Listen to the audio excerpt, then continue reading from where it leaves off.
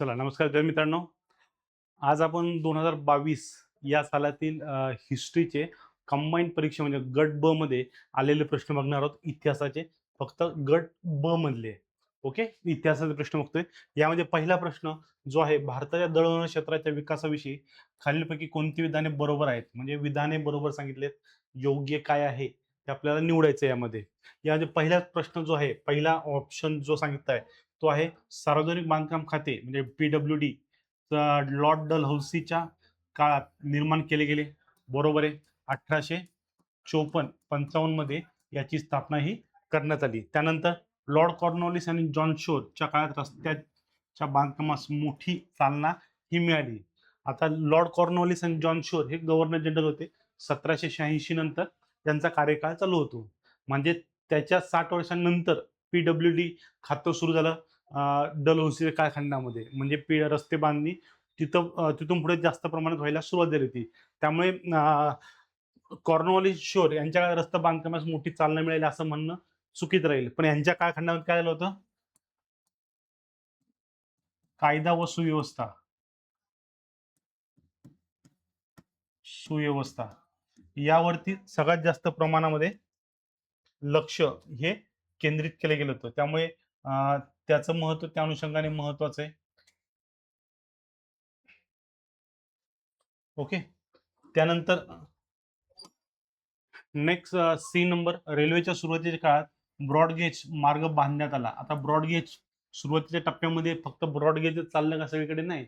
भारताची एकंदरीत भौगोलिक स्थिती बघता फक्त ब्रॉडगेज हा मार्ग चालणं शक्य नव्हतं. त्यामुळे या ठिकाणी तुम्हाला तिन्ही मार्ग सापडतील. एक तर ब्रॉडगेज पण सापडेल, ब्रॉड असेल, मीटर गेज असेल आणि नॅनो गेज असेल. या तिन्ही मार्गांचा या कालखंडामध्ये रेल्वेच्या सुरुवातीच्या काळामध्ये काम मोठ्या प्रमाणात झालं होतं. ब्रॉडगेजचं काम मुख्यतः 1905 नंतरच्या कालखंडामध्ये आपल्याला मुख्यतः दिसून येतं. ओके. पण मिक्स स्वरूपामध्ये सुरुवातीच्या टप्प्यामध्ये आपल्याला रेल्वे मार्ग पट्ट्या ज्या होत्या त्या पसरलेल्या दिसून येतात. त्यामुळे सेकंड ऑप्शन सुद्धा रॉंग जातो. थर्ड ऑप्शन रॉंग जातो. त्यानंतर डी, नागपूर परिषदेने सरकारला 20 वर्षाची रस्ता सुधार योजना ही सादर केली. 20 वर्षाची रस्ता सुधार योजना ही साधारणतः कधी झाली होती? 1943 ते 1963 या कालावधीमध्ये ही रस्ता सुधार योजना ही सुरू करण्यात आली होती. महत्वाचा कालखंड आहे. या कालखंडामध्ये या सगळ्या घडामोडी घडून आल्या होत्या. ओके. उत्तर काय? पर्याय क्रमांक ए आणि डी. ए आणि डी कुठे आहे?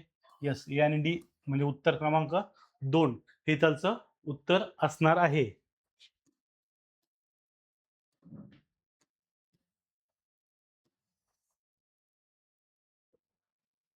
ओके. यामध्ये जोड्या लावा हा एक महत्वाचा घटक आहे बघा. जोड्या लावा हा महत्वाचा घटक आहे. जोड्या लावाच्या संदर्भामध्ये योग्य जोड्या लावा हा प्रश्न विचारला गेला. योग्य जोड्या लावा या संदर्भामध्ये बघा, 1890 मध्ये मुंबई गिरणी कामगार संघटना जी होती कोणी स्थापित केली? कधी? 1890 मध्ये. आता 1890 मध्ये ही संघटना स्थापित झाली, कोणी केली आहे? नारायण मेघाजी लोखंडे यांचं या ठिकाणी महत्वपूर्ण कॉन्ट्रीब्युशन मानलं जातं. गिरणी कामगार हक्क संरक्षण हे या माध्यमातून त्यांनी केलं होतं. म्हणजे गिरणी कामगार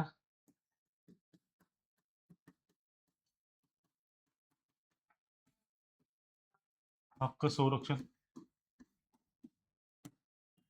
हक्क संरक्षणावरती विशेषतः इथं लक्ष केंद्रित केल्याचं आपल्याला दिसून येतं.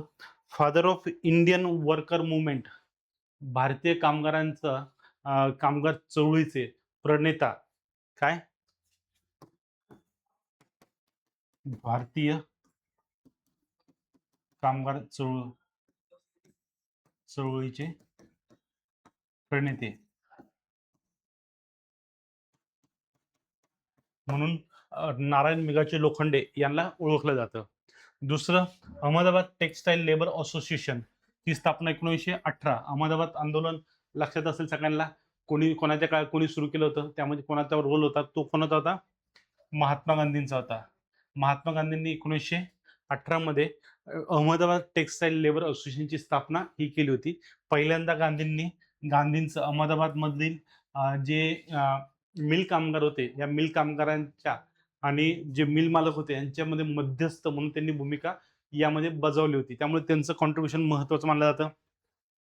त्यानंतर 1918 मध्ये मद्रास लेबर युनियन जी आहे, मद्रास लेबर युनियनची स्थापना केली होती बीबी वाडिया. बीबी वाडिया जी आहेत, या बीबी वाडियांच्या संदर्भात दक्षिण भारतातील कामगार चळवळ जी होती दक्षिण भारतातली, त्यामध्ये त्यांचं महत्वाचं योगदान होतं. दक्षिण भारतीय कामगार चळवळ. ओके, यामध्ये त्यांची भूमिका महत्वाची असल्याचं आपल्याला दिसून येतं. शेवटचं 1920 मध्ये ऑल इंडिया ट्रेड युनियन काँग्रेसची स्थापना कोणी केली? लाला लजपत राय यांच्या याच्यामध्ये ही स्टॅब्लिशमेंट झाली. Lala Lajpat Rai all India trade union तर सगळ्यात महत्वाचं काय, पहिली संघटित कामगार संघटना, काय फर्स्ट संघटित संघटित संघटना म्हणून हिला बघितलं जातं. ओके, पहिली संघटित संघटना आहे, त्यामुळे त्याचं एक महत्व अनन्यसाधारण असं महत्व आहे. पर्याय क्रमांक 2 हे त्याचं उत्तर या ठिकाणी असणार आहे. ओके, हे झालं. त्यानंतर बघा नेक्स्ट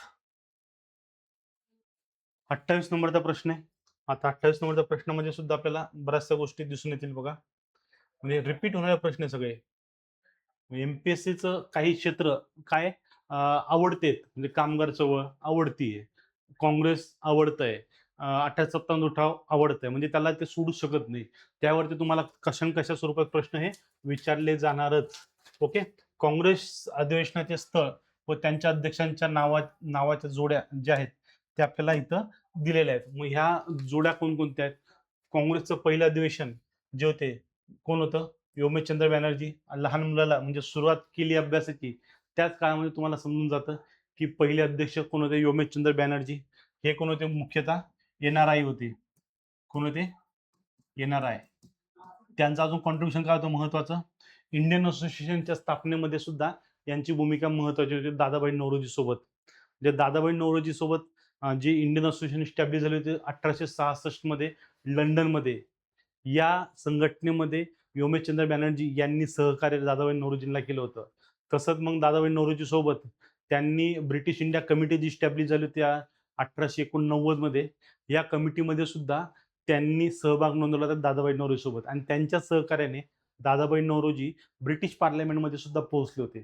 त्यामुळे योमेशचंद्र बॅनर्जी हे महत्वाचे व्यक्तिमत्व आहे. ब्रिटिश धार्जी नाही, ब्रिटिशांच्या अधिक जवळचे होते, त्यामुळे त्यांना अध्यक्षपदावर विराजमान केलं गेलं होतं. त्यानंतर काँग्रेसचं दुसरं अधिवेशन हे कलकत्त्यामध्ये पार पडलं होतं.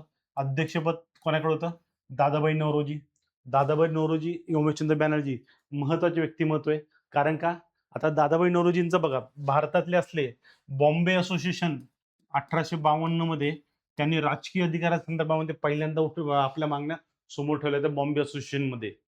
पण बॉम्बे असोसिएशनच्या मागण्या या फक्त नेते मंडळापुरती मर्यादित आहेत. जनतेचा सहभाग वाढला नाही. जनतेचा सहभाग वाढत नसल्याने जनतेने निरुत्साह दाखवल्यामुळे दादाभाई नौरोजी लंडनला चालले गेले होते, आणि लंडनमध्ये जाऊन त्यांनी 1966 मध्ये ईस्ट इंडिया असोसिएशन जी आहे ती त्यांनी स्टॅब्लिश केली होती. वरती सुद्धा मी तुम्हाला इंडियन असोसिएशन म्हणलं असेल, ती ईस्ट इंडिया असोसिएशन आहे, याची स्थापना केली होती. आणि त्यानंतर भारतामध्ये आर्थिक राष्ट्रवाद जो होता तो त्यांनी वाढवण्यास महत्वाची भूमिका बजावल्याचे दिसून येतं. आर्थिक राष्ट्रवाद म्हणजे काय?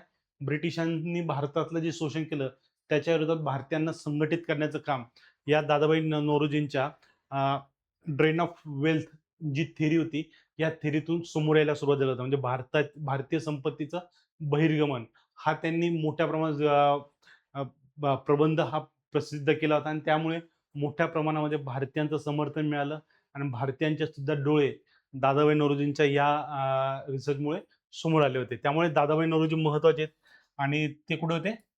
ब्रिटनमध्ये. ओके, दुसऱ्या अधिवेशनाचे अध्यक्ष दादाभाई नौरोजी. तिसरे अध्यक्ष कोण होते मद्रासमध्ये? बदरुद्दीन तय्यबजी. पहिले मुस्लिम सदस्य अध्यक्ष होते काँग्रेसचे, जे 1887 मध्ये काँग्रेसला लाभले होते. त्यानंतर चौथं अधिवेशन जे पार पडलं, यामध्ये जॉर्ज यूल यांचे पहिले ब्रिटिश व्यक्ती होते. First British. आता पहिले ब्रिटिश का घेतले गेले होते?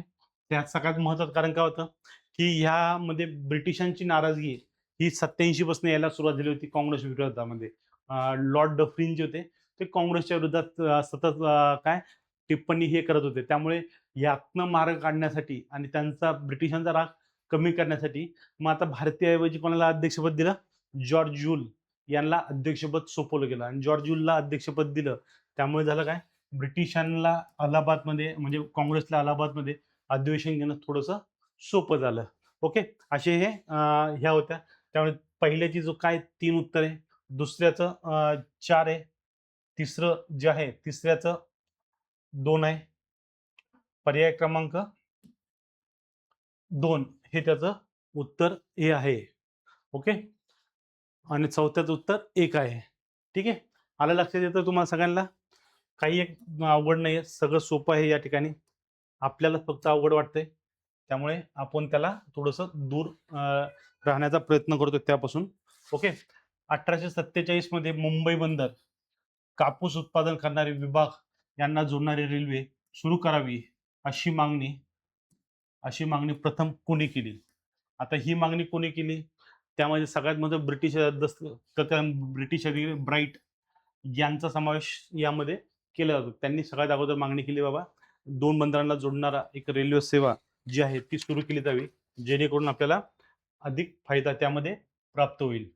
ओके. त्यानंतर बघा 1835च्या भारत शासन अधिनियमाद्वारे शासन कायद्याद्वारे कोणती संस्था स्थापनेची तरतूद केली गेली? Okay. Federal court, reserve bank of India, federal railway आणि हाय कमिशन यापैकी कोणती संस्था होती त्याची स्थापना करण्याचं या ठिकाणी म्हणलं गेलं होतं? यामध्ये पहिले फेडरल कोर्ट, सर्वोच्च न्यायालय ते 1950 मध्ये सर्वोच्च न्यायालयाची स्थापना झाली. 28 जानेवारी 1950 ला काय सर्वोच्च न्यायालय आलं, पण त्याआधी 35च्या कायद्याने फेडरल कोर्ट जे आहे त्याची स्थापना ही झाली होती. त्यानंतर रिझर्व्ह बँक ऑफ इंडिया जी आहे त्याची सुद्धा एस्टॅब्लिशमेंट या ठिकाणी झाल्याचं आपल्याला दिसून येतं. ओके. त्यानंतर हाय कमिशनर 1800 कधीच आहे 1858 मध्ये 1858 मध्ये त्याचा समावेश हा हाय कमिशनरची नियुक्ती ही केली गेली होती. त्यामुळे डी तर नाही म्हणजे हा ऑप्शन कट, हा कट, हा कट, 4 कट होतात म्हणजे फेडरल रेल्वे याची स्थापना ही केली जाते. हे तर आपल्याला स्पष्ट होते. ओके. अशा पद्धतीने हा प्रश्न हा अटेम्प्ट होतो. त्यानंतर बघा नेक्स्ट, ब्रिटिशांच्या व्यापारवादी व्यवस्थेचा खालील कोणता उद्देश होता? व्यापारवादी धोरणाचा कोणता उद्देश असेल ब्रिटिशांचा, हे महत्वपूर्ण मानलं जातं. ओके. व्यापारी स्पर्धा नको. व्यापारवादी अर्थव्यवस्थेचा खालीलपैकी कोणता उद्देश होता? व्यापारी स्पर्धा नको. जास्तीत जास्त नफा ऑब्विसली हा असणारच. आर्थिक घटकांवरती नियंत्रण असणारच आर्थिक घटकावरती आणि भारताचा आर्थिक विकास करणे हा तर 100% नसणार. ओके. म्हणजे ऑप्शन जे आहेत जे कट होऊ शकतात त्याला पहिले आपल्याला साईडलाईन करायचे. त्यातला त्यांनी काय विचारलं, बरोबर कोणती आहेत? हे विचारलं आणि बरोबर विचारले म्हणजे त्यामध्ये 2 प्रश्न आपले कट होतात. एक व्यापारी स्पर्धा नको होती त्यांना, तो एक चुकीचा आहे. व्यापारवादी अर्थव्यवस्थेमध्ये स्पर्धा ही असणारच आहे. पण फक्त ब्रिटिशांची मोनोपॉली असावी हे त्याचा महत्त्वाचा उद्देश होता. मग आता पहिला आणि चौथा कट होतो. कुठे पहिला जिथे ते सगळ्या गोष्टी या ठिकाणी कट होत असल्याचं आपल्याला दिसून येतं. ओके. त्यामुळे पर्याय क्रमांक फक्त 4 जास्तीत जास्त नफा कमवणं हा ब्रिटिशांचा मुख्य उद्दिष्ट होता. कोणत्याही व्यवस्थेमध्ये फक्त काय नफा कमवण्यावर ब्रिटिशांनी लक्ष केंद्रित केलं होतं. जर आपण बघितलं 1757 पासून 1857 पर्यंत ब्रिटिशांनी ईस्ट इंडिया कंपनी जी होती यांनी भारतामध्ये कसल्याही सुधारणा केल्या नाही. यांनी काय केलं होतं? फक्त पैसा जो कसा येतोय महसूलमधून यावं किंवा टॅक्स म्हणजे महसुलाव्यतिरिक्त कर लावला जातो त्यातनं येऊन देऊ किंवा जे युद्ध केले जातील युद्धाचे करार असतील त्यातनं येऊ, राजांवरती लावलेला कर असेल त्यातनं येऊ, कुठूनही येऊ, फक्त पैसा येण्यावरती त्यांनी लक्ष केंद्रित केलं होतं कंपनीचं. त्यानंतर 1857 नंतर 1947 पर्यंत मित्तलच्या काळात काय होतं? सेम प्रोसिजर होतं. फक्त आता थोडंसं धोरण बदललं होतं. पैसा हा फक्त ब्रिटनमध्ये जावा ही इच्छा होती. यासाठी मग त्यांनी थोडेफार सुधारणा केल्यात. पण सुधारणा मग कशासाठी होत्या? भारतीयांना शिक्षण दिलं. पण त्यासाठी ब्रिटिशांना प्रशासकीय कामामध्ये मदत होण्यासाठी. ना की भारतीयांना एज्युकेट करण्यासाठी. रस्ते बांधले तर भारतीयासाठी बांधले का नाही. रेल्वे सुरू भारतीयांसाठी सुरू केली का नाही. टेलिग्राफ लाईन भारतासाठी आणली का नाही.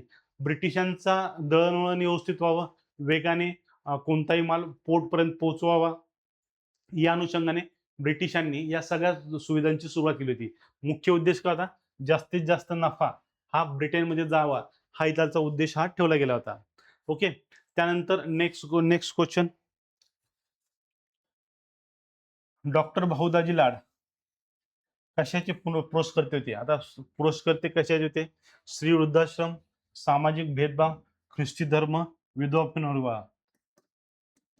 आता भेदभाव असेल, वृद्धाश्रम असेल, या संदर्भामध्ये मोठा भूमिका नव्हत्या, पण त्या संदर्भात कार्यभारात सगळ्यांनीच केलेलं आहे.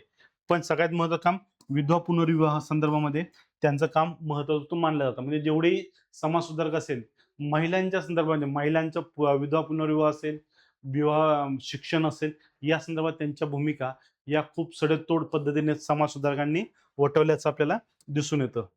ओके. नेक्स्ट महत्वाचा आहे जोड्या लावाच्या संदर्भात आहे.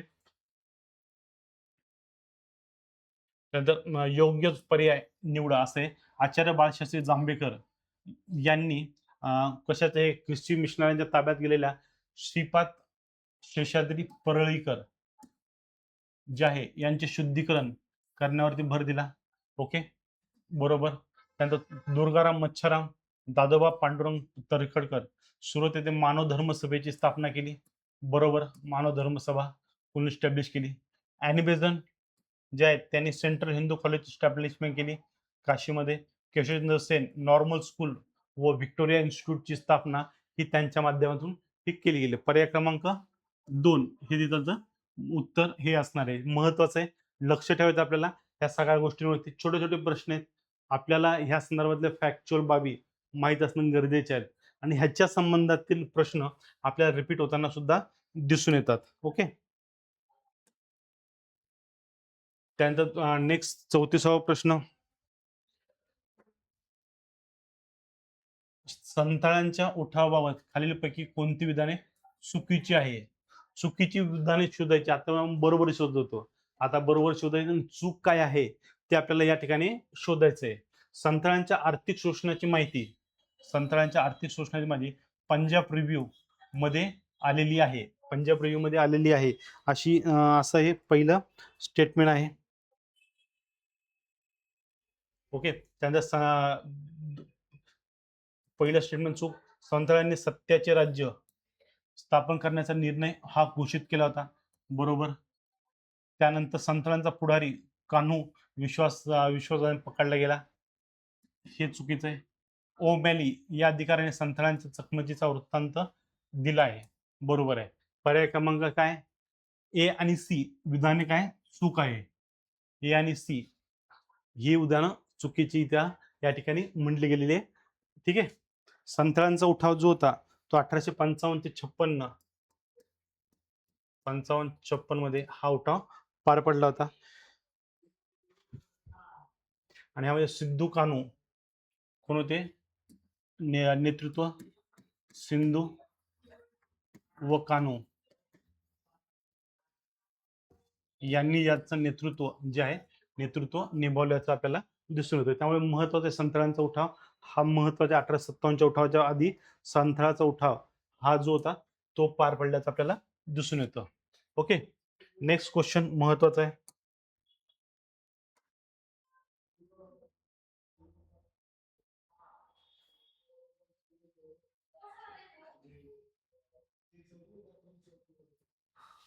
ओके. आता यामध्ये बघा महाराष्ट्रातील गुप्त संघटना ज्या होत्या त्या संघटनेच्या संदर्भामध्ये की गुप्त संघटक व त्यांच्या कार्यक्षेत्राच्या जोड्या लावा असा हा प्रश्न जोड्या लावाच्या संदर्भात आहे. त्यामध्ये श्रीधर परांजपे, सिद्धनाथ काणे, दादासाहेब खापर्डे आणि गंगाधर देशपांडे यांचा समावेश होतो. यामध्ये श्रीधर परांजपे जे आहेत ते वर्धा नागपूरमध्ये त्यांची महत्वाची भूमिका होती. त्यानंतर सिद्धनाथ काणे यवतमाळमधली त्यांची भूमिका होती. त्यानंतर दादासाहेब खापर्डे अमरावतीमध्ये होते आणि गंगाधर देशपांडे बेळगावमध्ये त्यांनी गुप्त संघटन एस्टॅब्लिश करून त्या माध्यमातून आपलं कार्य जे होतं ते पार पाडलं होतं. त्यामुळे महत्वाचं कॉन्ट्रीब्युशन या ठिकाणी त्यांचं मानलं जातं. पर्याय क्रमांक कोणतं आहे? 3 जे आहे हे त्याचं उत्तर हे असणार आहे. ठीक आहे. नेक्स्ट, गणेश गोपाळ आगरकरांशी पुढीलपैकी कोणती वृत्तपत्रे संबंधित होती? आगरकरांशी संबंधित कोणती वृत्तपत्रे आहेत हे इथं सांगितले विचारली आहेत. मग यामध्ये सगळ्यात महत्वाचं कोणतं असणार आहे? आगरकरशी संबंधित विचारल्या, आगरकरांशी संबंधित विचारले.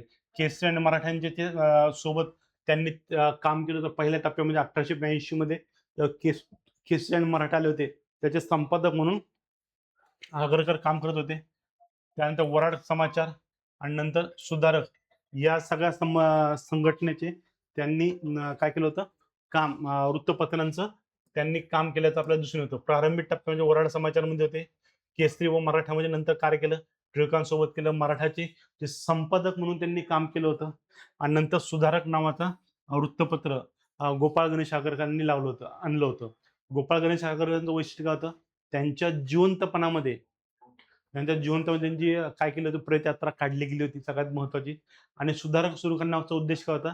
की मराठामध्ये त्यांना जे राजकीय स्वातंत्र्य होतं लिहिण्याचं, ते टिळकांमुळे मिळत नव्हतं. त्यामुळे टिळकांना सोडून त्याने सुधारक नावाचं वृत्तपत्र हे या ठिकाणी चालवलं होतं. ओके. मग पर्याय क्रमांक काय? 2 ए, बी, सी या 3 पर्यायांचा या ठिकाणी समावेश होताना आपल्याला दिसून येतो. ओके.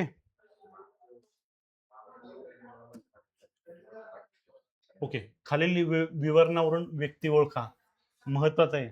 सध्या यामध्ये बऱ्याचशा ठिकाणी याचा समावेश सुद्धा व्हायला सुरुवात झाला आहे. विवरण काय म्हणतोय? इंडिया नावाचे वृत्तपत्र सुरू केले. बॉम्बे असोसिएशनची स्थापना केली. बॉम्बे असोसिएशनची, ईस्ट इंडिया असोसिएशनची स्थापना केली. ओके. भारतीय राष्ट्रीय काँग्रेसचे अध्यक्ष होते. आता तुम्हाला ह्यामध्ये फक्त एकच नाव दिसतं. ते आपल्याला प्रारंभ म्हणजे मुख्यतः 3 या ठिकाणी दिसतं. एक म्हणजे बॉम्बे असोसिएशनच्या स्थापनेमध्ये दादाभाई नौरोजी होते. ईस्ट इंडिया असोसिएशनची स्थापना दादाभाई नौरोजींनी केली आणि राष्ट्रीय भारतीय काँग्रेसची स्थापना दादाभाई नौरोजी हे अध्यक्ष म्हणून सुद्धा 1886 मध्ये, 1892 मध्ये, त्यानंतर 1906 मध्ये काँग्रेसच्या अध्यक्षपदावर काम केले. यासोबत काँग्रेसचे सेक्रेटरी म्हणून सुद्धा त्यांनी काम केलं होतं. त्यामुळे महत्वाचे व्यक्तिमत्व आहे.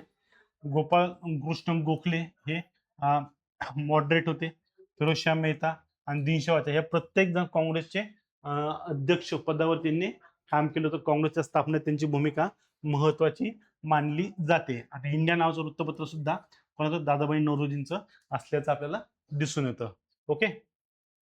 त्यानंतर सांप्रदायिकतेच्या वाढीसाठी कारणीभूत ठरलेली खालील दिलेली विधाने कोणाची आहेत ते ओळखायची.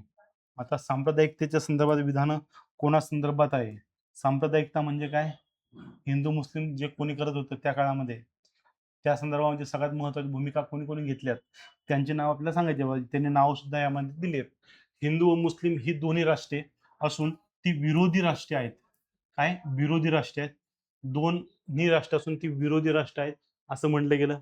त्यानंतर फोडा आणि झोडा हे धोरण हिंदुस्थानात अंमलात आणले पाहिजे आणि मुस्लिमांना हिंदूपासून अलग केले पाहिजे, हे एक धोरण होतं.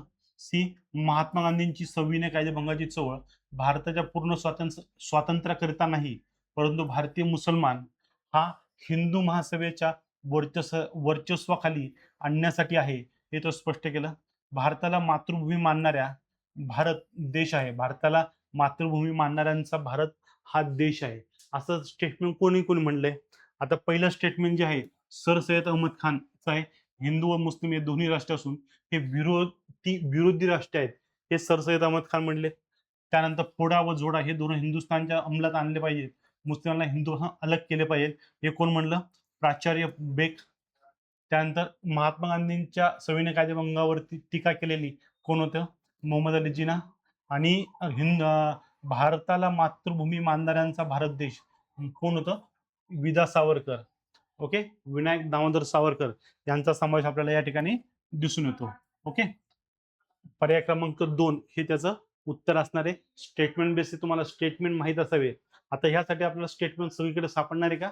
नाही. ग्रोवर बेल्लेकर नावाचं एक पुस्तक आहे बघा. या ग्रोवर बेल्लेकर मध्ये प्रत्येक चॅप्टरच्या पाठीमागे त्यांनी काही स्टेटमेंट दिलेले आहेत व्यक्तींचे किंवा जे फेमस व्यक्तिमत्व होते त्या काळातले त्यांचे स्टेटमेंट आहेत. ते स्टेटमेंट तुम्ही नक्की वाचा, जेणेकरून तुम्हाला असे प्रश्न जे येतील ते प्रश्न तुम्हाला सोडवणं शक्य होणार. ओके. 1 नोव्हेंबर 1966 रोजी 1 नोव्हेंबर 1966 रोजी झालेल्या ईस्ट इंडिया असोसिएशन संस्थेचा उद्देश काय होता? ईस्ट इंडिया असोसिएशनचा उद्देश काय होता? स्त्री शिक्षण, राजकीय शिक्षण, धार्मिक शिक्षण आणि लोकशिक्षण. वरील कोणते विधान बरोबर आहे हे आपल्याला सांगायचं आहे. ओके. 1 नोव्हेंबर 1966 मध्ये ईस्ट इंडिया असोसिएशनचं मुख्य काय होतं? लोकशिक्षणावरती विशेष भर दिला होता. त्यांनी काय कोणी इस्टॅब्लिश केली होती? दादाभाई नौरोजी, दादाभाई आणि योमेश उमेशचंद्र बॅनर्जी. उमेशचंद्र बॅनर्जी, दादाभाई नौरोजी यांनी स्थापना केली होती. संपत्तीचे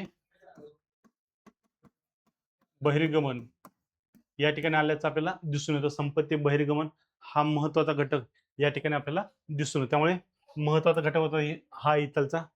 त्यामुळे फक्त सी लोक शिक्षणासाठी त्यांनी हे संघटन एस्टॅब्लिश केलं होतं. स्त्री शिक्षण नव्हतं, लंडनमध्ये एस्टॅब्लिशमेंट होती. राजकीय शिक्षण नव्हतं, त्यांनी बॉम्बे असोसिएशनमध्ये प्रयत्न केला होता. धार्मिक शिक्षण तर अजिबात नव्हतं. लोक शिक्षणाचा केवळ या ठिकाणी समावेश हा केला गेला होता. ओके.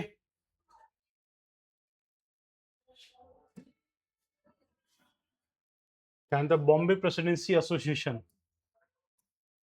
बॉम्बे प्रेसिडेन्सी असोसिएशन जी आहे, या बॉम्बे प्रेसिडेन्सी असोसिएशनच्या संदर्भामध्ये खालील कोणत्या व्यक्ती संबंधित होत्या? ओके. बॉम्बे प्रेसिडेन्सी असोसिएशन कधी आली, स्टॅब्लिश झाली?